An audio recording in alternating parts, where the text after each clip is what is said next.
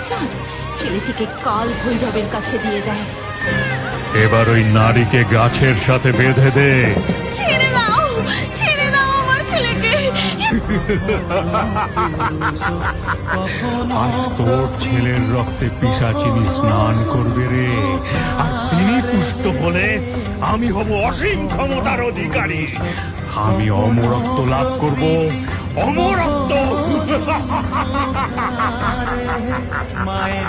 হে মা কালী, রক্ষা করো মা, রক্ষা করো।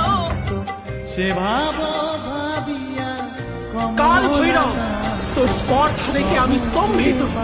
তোর এত বড় সাহস, তুই এক নারীকে অসম্মান করিস, তার কোলের সন্তানকে তারই সামনে ছিনিয়ে নিয়ে আজ তোকে আমি কঠিন শাস্তি দেব।